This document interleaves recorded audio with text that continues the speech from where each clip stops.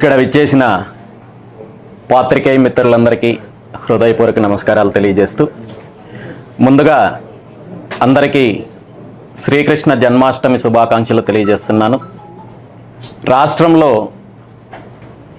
గత 5 సంవత్సరాల అరాచకాలు, దోపిడీ, దౌర్జన్యాల ప్రభుత్వానికి అంతం పలుకుతూ ఆంధ్ర రాష్ట్ర ప్రజలు ఒక చారిత్రాత్మకమైన తీర్పునిచ్చారు. కూటమి ప్రభుత్వము అధికారంలోకి వచ్చింది. జగన్మోహన్ రెడ్డి గారి ప్రభుత్వాన్ని ఇంటికి సాగనంపిన తర్వాత గత 2 నెలల కాలంలో అనేక అంశాలు వెలుగులోకి వస్తున్నాయి. జగన్మోహన్ రెడ్డి గారి ప్రభుత్వంలో జరిగిన అరాచకాల గురించి, దోపిడీ గురించి, దౌర్జన్యాల గురించి రోజుకొక అంశము ఈరోజు వెలుగులోకి వస్తున్నాయి.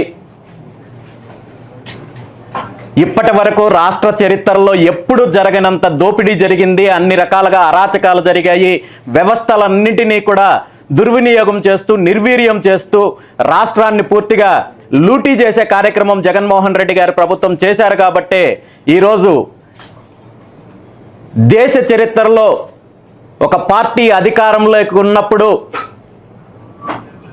వచ్చిన ఎన్నికల్లో ఇంత దారుణమైన ఫలితాలు ఏ పార్టీ కూడా ఇప్పటి వరకు దేశ చరిత్రలో ఎదుర్కోలేదు.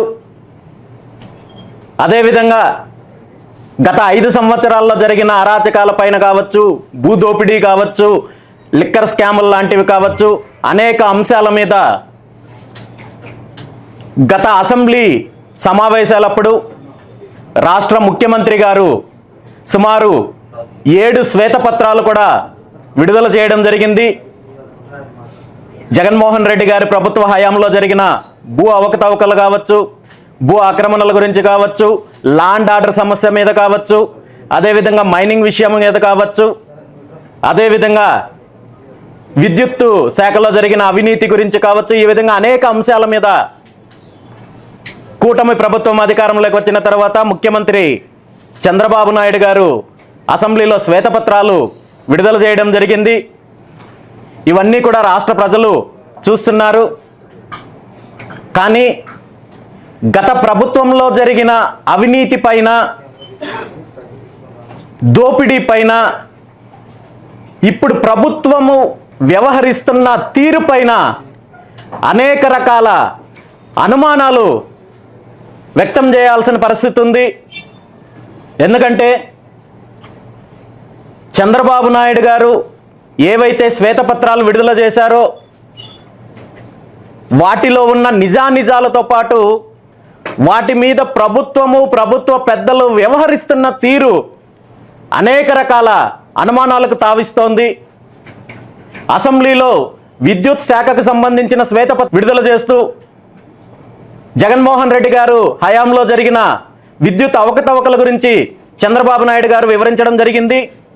కానీ గత 5 సంవత్సరాల్లో 2019 నుండి 24 వరకు విద్యుత్ శాఖలో ప్రధానంగా జరిగిన అవినీతి, కడప జిల్లాకు సంబంధించిన ఒక కంపెనీ ఏదైతే ఉందో షిరిడి సాయి ఎలక్ట్రికల్స్ అనే కంపెనీకి అనేక రకాలుగా వేల కోట్ల రూపాయలు అప్పచెప్పారని చెప్పి ఆనాటి ప్రతిపక్షంలో ఉన్న తెలుగుదేశం పార్టీ నాయకులు, సాక్షాత్తు చంద్రబాబు నాయుడు గారి దగ్గర నుండి అప్పుడు ఆ పార్టీ నాయకులు కావచ్చు, అదేవిధంగా మీడియాలో అనేక రకాలుగా దీని మీద కథనాలు వచ్చాయి. చంద్రబాబు నాయుడు గారు కడప జిల్లాకు వెళ్ళినప్పుడు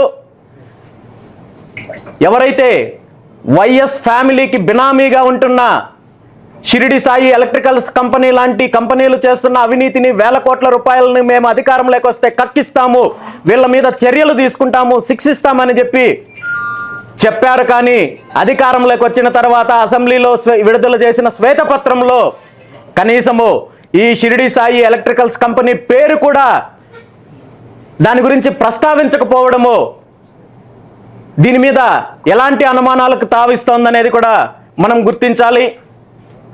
దాంతోపాటు ప్రధానంగా గత 2 నెలల నుండి రాష్ట్రంలో జరిగిన భూ ఆక్రమణలపైన, భూ అవకతవకలపైన, అదేవిధంగా ఏదైతే నిషేధిత భూముల రిజిస్ట్రేషన్కి సంబంధించి జీవో నంబర్ 22A నుండి అనేక రకాలుగా ఏవైతే సర్వే నంబర్లని మాయం చేసి అక్రమంగా వేల ఎకరాలు ఈరోజు అధికారంలో ఉన్న వాళ్ళు ఏ విధంగా దోపిడీ చేశారనే అంశం పైన సాక్షాత్తు రెవెన్యూ శాఖ ప్రిన్సిపల్ సెక్రటరీ గారు మదనపల్లె జరిగిన సంఘటనలు కావచ్చు, అదేవిధంగా రాష్ట్రంలో జరిగిన అనేక సంఘటనలపైన ఈరోజు వివరాలు సేకరిస్తున్నారు. ముఖ్యంగా ఉమ్మడి చిత్తూరు జిల్లాలో మదనపల్లెలో జరిగిన సంఘటన గురించి అందరికీ తెలుసు. వేల ఎకరాలు ప్రభుత్వ భూములు కావచ్చు, అటవీ భూములు కావచ్చు, దేవాదాయ భూములు కావచ్చు, సామాన్య ప్రజలకు సంబంధించిన భూములు బెదిరించి, భయపెట్టించి, రికార్డులు తారుమారు చేసి రెవెన్యూ శాఖతో కుమ్మక్కయ్యి పెద్దిరెడ్డి రామచంద్రారెడ్డి, అతని కుటుంబ సభ్యులు, అతని అనుచరులు, అతని చెంచాలు ఏ విధంగా వేల ఎకరాలు దోపిడీ చేశారనే అంశాన్ని మనము పూర్తి వివరాలతో గత 2 నెలల నుండి మనం చూస్తున్నాము. ఇంత జరుగుతున్న సాక్షాత్తు రాష్ట్ర రెవెన్యూ ప్రిన్సిపల్ సెక్రటరీ గారు మదనపల్లిలో కూర్చొని నేరుగా బాధితుల నుండి, వందలాది మంది బాధితుల నుండి ఫిర్యాదులు స్వీకరించిన ఇప్పటి వరకు ఏ ఒక్కరి మీద కనీసం ఎఫ్ఐఆర్ కూడా ఫైల్ చేయలేదు. ఏ ఒక్కరి మీద ఎటువంటి యాక్షన్ తీసుకోలేదు. అదేవిధంగా ఈ భూ ఆక్రమణలకు సంబంధించి అసెంబ్లీలో ముఖ్యమంత్రి చంద్రబాబు నాయుడు గారు మాట్లాడుతూ ఉమ్మడి చిత్తూరు జిల్లాలో కేవలము 10 భూ ఆక్రమణలు మాత్రమే జరిగాయి, అది కూడా తిరుపతి, కాళహస్తి లాంటి ప్రాంతంలో జరిగాయి అని చెప్పడం చూస్తుంటే ముఖ్యమంత్రి గారికి అధికారులు తప్పుడు సలహా ఇస్తున్నారా, లేదా కావాలని ఈ విషయాలన్నీ దాస్తున్నారా అనే విషయాన్ని కూడా ఈరోజు వివరించాల్సిన బాధ్యత ప్రభుత్వానికి ఉంది. ఎందుకంటే ఒక సామాన్యుడు ఎవరైనా తనకు అన్యాయం జరిగింది, తన భూమిని లాక్కున్నారు లేదా బెదిరించి రిజిస్ట్రేషన్ చేయించుకున్నారని చెప్పి ఎవరైనా ఫిర్యాదు చేస్తే దీని మీద విచారణ జరపడానికంటే ముందు, బాధ్యులపైన చర్యలు తీసుకునే కంటే ముందు కనీసము పోలీస్ స్టేషన్లో ఎఫ్ఐఆర్ ఫైల్ చేస్తారు. కానీ ఇన్ని వేల ఎకరాలు ఆక్రమణ జరిగినా, అన్యాయంగా దోపిడీ జరిగినా, అదేవిధంగా బాధితుల నుండి బలవంతంగా లాక్కున్నారని చెప్పి నేరుగా బాధితులు ఫిర్యాదు చేసినా ఇప్పటి వరకు దీని మీద ఏమాత్రం చర్య తీసుకోలేదంటే దీని వెనక ఏం జరుగుతోందో రాష్ట్ర ప్రజలకు వివరించాల్సిన బాధ్యత ప్రభుత్వానికి ఉంది. దీని అంతటికీ కారణము ఆనాడు ప్రభుత్వంలో కీలకంగా వ్యవహరించిన మంత్రి పెద్దిరెడ్డి రామచంద్రారెడ్డి గారు, అదేవిధంగా ఎంపీ మిథున్ రెడ్డి గారు, అతని అనుచరులు అనే విషయం ఈ రాష్ట్ర ప్రజలందరికీ తెలుసు. ప్రభుత్వంలో ఉన్న వాళ్ళకి తెలుసు. వాళ్ళ మీద ఎందుకు మీరు చర్యలు తీసుకోవడానికి వెనకాడుతున్నారు అనే విషయాన్ని ఈరోజు సమాధానం చెప్పాల్సిన బాధ్యత ప్రభుత్వంలో ఉన్న వాళ్ళకు ఉంది అని చెప్పి ఈ సందర్భంగా నేను తెలియజేస్తున్నాను. ఇంత అరాచకాలు, ఇంత అన్యాయము చేసి వ్యవస్థలను ఇంత దుర్వినియోగం చేసిన పెద్దిరెడ్డి రామచంద్రారెడ్డి లాంటి ఒక దోపిడీ నాయకుడు ఈరోజు మళ్ళీ మీడియా ముందుకొచ్చి అతని ఆక్రమణలపైన, అతని అన్యాయాలపైన, అతని దోపిడీ పైన ఎవరైతే ప్రశ్నిస్తున్నారో, ఎవరైతే మీడియా ద్వారా ప్రజలకు తెలియజేస్తున్నారో వీళ్ళందరినీ బెదిరించే కార్యక్రమం కూడా చేస్తున్నారు. మీడియా పైన కేసులు పెడతాము, పరువు నష్టం దావాలు వేస్తాము, మీ అంతు తేలుస్తామని చెప్పి విర్రవీగే కార్యక్రమం చేస్తున్నారంటే దీని వెనక అతనికి ఉన్న ధైర్యం ఏంటి? ప్రభుత్వంలో ఉన్న పెద్దలు సహకరిస్తున్నారనా, లేదా కూటమి ప్రభుత్వం అతన్ని ఏం చెయ్యలేరనే ధైర్యంతో ఈ విధంగా విర్రవీగుతున్నాడు అనేది కూడా ప్రభుత్వము దీని మీద స్పందించాల్సిన అవసరం కూడా ఉంది. ఈరోజు రాష్ట్రంలో ఎక్కడెక్కడ భూ ఆక్రమణలు జరిగాయి, ఎక్కడెక్కడ అన్యాయాలు జరిగాయని చెప్పి సాక్షాత్తు ఉన్నతాధికారులు వివరాలు సేకరిస్తున్నారు. ఆ తర్వాత హడావుడి జరుగుతోంది. ఆ తర్వాత ఎక్కడికక్కడ సైలెంట్ అయిపోతున్నారు తప్ప దీనిపైన ఎటువంటి చర్యలు తీసుకోవడం లేదనేది ఈరోజు ప్రజలు చర్చించుకుంటున్నారు. దీని మీద స్పందించాల్సిన బాధ్యత ప్రభుత్వానికి ఉంది. అదేవిధంగా గత 5 సంవత్సరాల్లో జరిగిన దోపిడీలో ప్రధాన స్కాము లిక్కర్ స్కామ్ అనేది మనకు తెలుసు. లిక్కర్ స్కామ్ ద్వారా రాష్ట్రంలో ఏ విధంగా జగన్మోహన్ రెడ్డి గారు దోపిడీ చేశారో, అదేవిధంగా ఏవైతే బ్యావరేజెస్ కంపెనీని పూర్తిగా తన అధీనంలోకి తీసుకొని అనేక రకాల లిక్కరు బ్రాండ్లు రిలీజ్ చేసి ప్రజల ఆరోగ్యంతో ఏ విధంగా చెలగాటమాడారో కూడా మనందరికీ తెలుసు. దీని వెనుక కూడా జగన్మోహన్ రెడ్డి ప్రధానంగా పెద్దిరెడ్డి రామచంద్రారెడ్డి అదేవిధంగా మిథున్ రెడ్డి అనుచరుల ద్వారా ఈ వ్యవహారం అంతా నడిచిందనేది కూడా ఈరోజు బహిరంగ రహస్యము. బ్యావరేజెస్ కంపెనీలను బెదిరించి పూర్తిగా వాళ్ళని తన ఆధీనంలోకి తీసుకొని అనేక రకాల ఏవైతే నాసిరకం లిక్కర్ తయారు చేసి ప్రజలు ఆరోగ్యంతో చెలగాటమాడడంతో పాటు పూర్తిగా దోపిడీ చేసే కార్యక్రమం చేశారు. లిక్కర్ స్కామ్లో ఇది ఒక్క ఎత్తు అయితే మరో కోణము పూర్తిగా నగదు లావాదేవీలు చేయడం అనేది ఈరోజు గత 5 సంవత్సరాల్లో జరిగిన విషయం మనం చూసాము.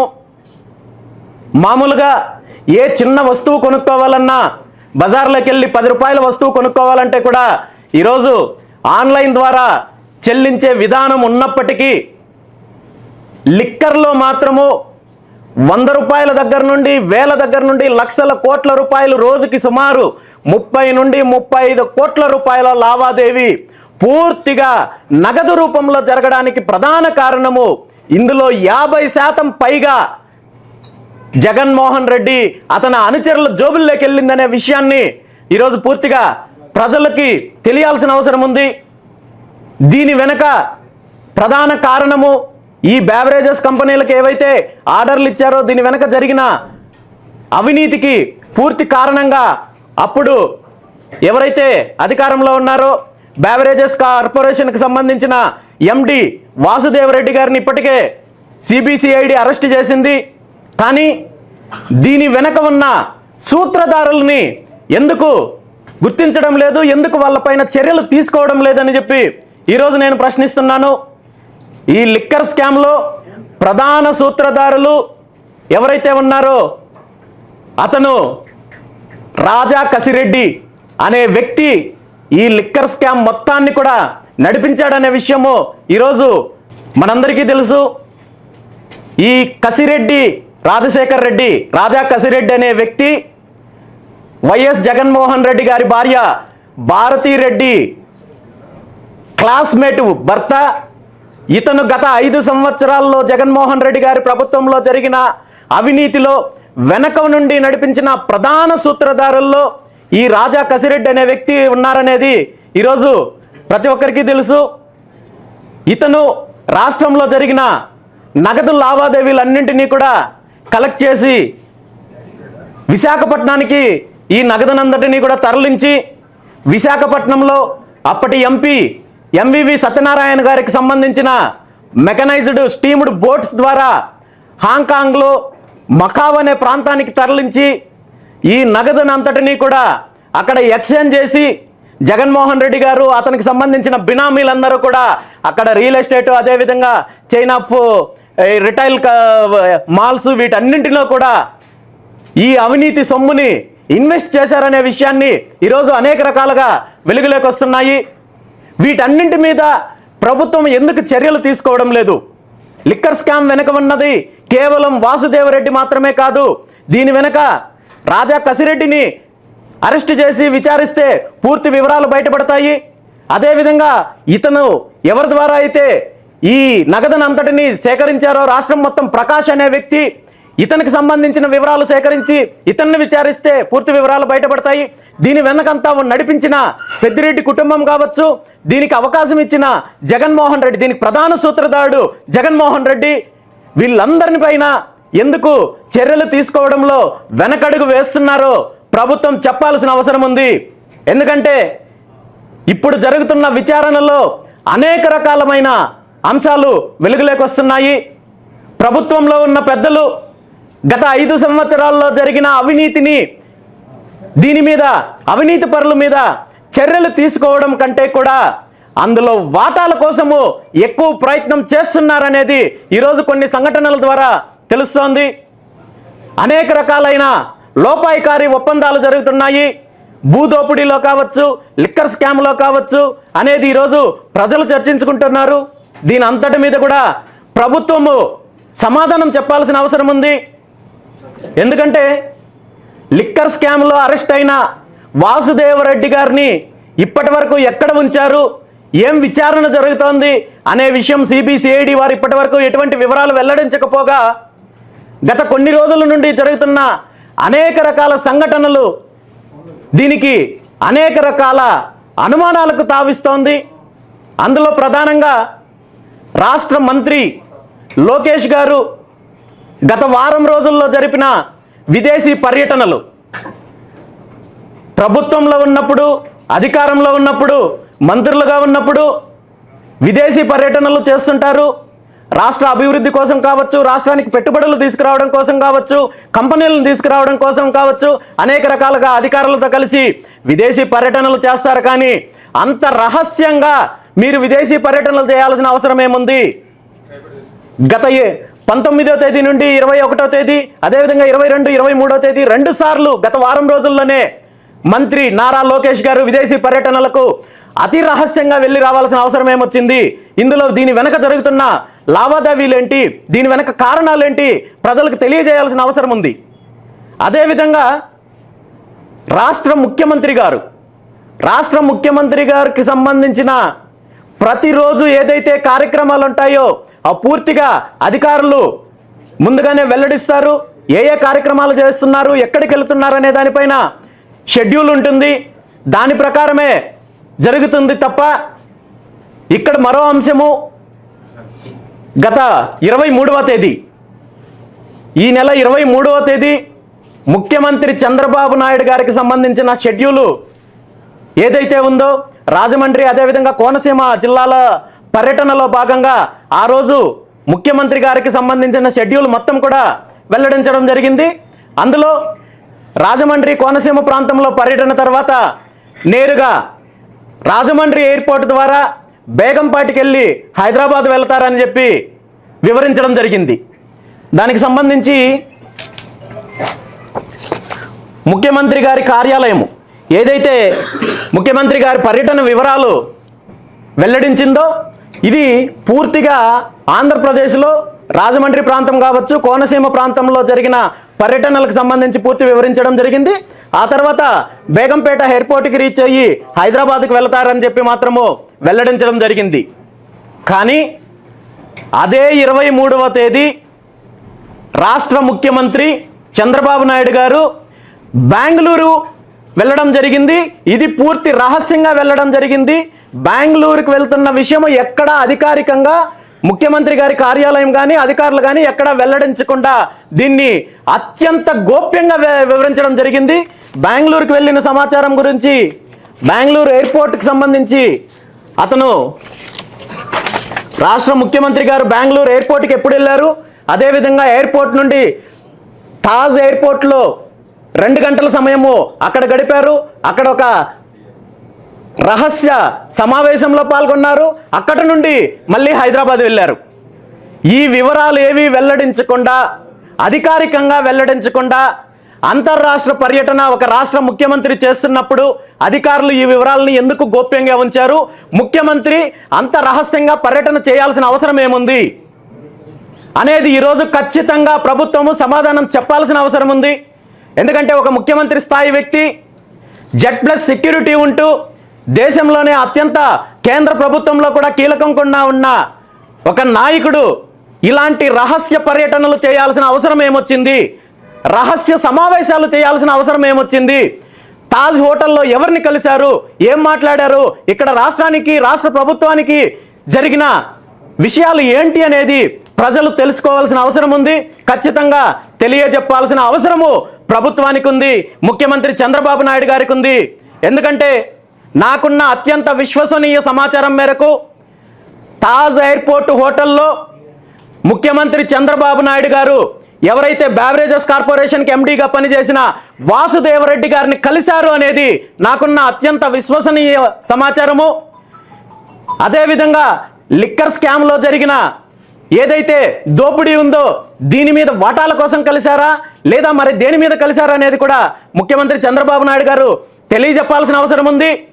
ఇలాంటి రహస్య జీవోల ద్వారా ప్రజలకు వెల్లడించకుండా అనేక రకాలైన సీక్రెట్ జీవోలు విడుదల చేసి ఆనాటి ముఖ్యమంత్రి జగన్మోహన్ రెడ్డి గారు తాడేపల్లిలో తన ఇంట్లో కూర్చునే అనేక రకాల అవినీతి కార్యక్రమాలు చేస్తే ఈనాడు ముఖ్యమంత్రి గారు ఇంకొక అడుగు ముందుకు వేసి రహస్య పర్యటనలు, రహస్య సమావేశాలు జరుపుతున్నారంటే రాష్ట్రంలో ప్రభుత్వం మారినా, అధికారం మారినా అవినీతి విషయంలో ఏం జరుగుతోందో ప్రజలు గుర్తించాల్సిన అవసరం ఉంది. దీనికి ప్రభుత్వంలో ఉన్న వాళ్ళు ప్రజలకు సమాధానం చెప్పాల్సిన అవసరం ఉంది. దాంతోపాటు ఈరోజు కూటమి ప్రభుత్వంలో ఉన్న మిగిలిన భాగస్వామ్య పార్టీలు ఏవైతే ఉన్నాయో, జనసేన పార్టీ కావచ్చు, బీజేపీ పార్టీ కావచ్చు, వీళ్ళందరికీ కూడా ఇలాంటి రహస్య మీటింగులు, రహస్య ఒప్పందాల గురించి తెలిసే చేస్తున్నారా లేదా, వీళ్ళకి సమాచారం లేదా అనేది కూడా వీళ్ళు కూడా స్పందించాల్సిన అవసరం ఉంది. ఎందుకంటే రాష్ట్రంలో ప్రజలకు రాష్ట్రాన్ని, రాష్ట్ర సంపదను పూర్తిగా అవినీతి ద్వారా కొల్లగొట్టడానికి, లూటీ చేయడానికి ఇలాంటి రహస్య జీవోలు, రహస్య ఒప్పందాలు, రహస్య సమావేశాల ద్వారానే ఈరోజు గత 5 సంవత్సరాలు జగన్మోహన్ రెడ్డి గారు కార్యక్రమం చేశారు. జగన్మోహన్ రెడ్డి గారు చేసిన అవినీతిని కక్కిస్తారని, అలాంటి అరాచకాలకి ముగింపు పలికి రాష్ట్ర ప్రజలు కూటమి ప్రభుత్వానికి అవకాశం ఇస్తే మరి కూటమి ప్రభుత్వం చేస్తున్నది ఏంటి? వీటన్నింటికీ కూడా ప్రభుత్వము సమాధానం చెప్పాలి. సమాధానము చెప్పనట్టయితే మాత్రము ఖచ్చితంగా రాబోయే రోజుల్లో భారత చైతన్య యువజన పార్టీ రాష్ట్రంలో జరిగే రాజకీయ అవినీతి పైన, అదేవిధంగా కార్పొరేట్ అవినీతి పైన పూర్తిగా పోరాటం చేయడానికి కూడా సిద్ధంగా ఉందని చెప్పి ఈ సందర్భంగా తెలియజేస్తున్నాను. రాష్ట్రాన్ని, రాష్ట్ర సంపదని, అధికారాన్ని అడ్డం పెట్టుకొని కొల్లగొట్టి ఏ పార్టీ అధికారంలోకి వచ్చినా పూర్తిగా రాష్ట్ర ప్రజలకు, రైతులకు అన్యాయం జరుగుతోంది, యువతకు అన్యాయం జరుగుతోంది, పారిశ్రామిక అభివృద్ధి జరగడం లేదనే విషయాన్ని ఈరోజు మనం గుర్తించాలి. ఎప్పుడైతే పరిపాలనలో ట్రాన్స్పరెన్సీ ఉంటుందో, జవాబుదారీతనం ఉంటుందో అప్పుడే ఇలాంటి అవినీతిని అంతమొందించడానికి అవకాశం ఉంటుంది. రాబోయే రోజుల్లో ప్రభుత్వంలో జరుగుతున్న పరిపాలనలో ట్రాన్స్పరెన్సీ కోసం కూడా భారత చైతన్య యువజన పార్టీ పోరాటం చేస్తుంది. ఏది ఏమైనా గత ప్రభుత్వంలో జరిగిన అవినీతి పైన, అదేవిధంగా తప్పు చేసిన నాయకులపైన, అధికారులపైన చర్యలు తీసుకొని వీళ్ళు చేసిన అవినీతిని కక్కించి ప్రజలకు, రాష్ట్రానికి మంచి చేయాలి తప్ప అధికారాన్ని అడ్డం పెట్టుకొని ఆ అవినీతిలో వాటాల కోసం మీరు ప్రయత్నం చేస్తే మాత్రము చరిత్రహీనులుగా మిగిలిపోతారని చెప్పి ఈ సందర్భంగా ప్రభుత్వంలో ఉన్న వాళ్ళని హెచ్చరిస్తూ, ఖచ్చితంగా రాబోయే రోజుల్లో అనేక రకాలుగా అయిన ఈ అవినీతికి సంబంధించిన మిగిలిన అన్ని విషయాల్లో కూడా పోరాటం చేయడానికి భారత చైతన్య యువజన పార్టీ సిద్ధంగా ఉందని చెప్పి కూడా తెలియజేస్తూ సెలవు తీసుకుంటున్నాను. Thank you.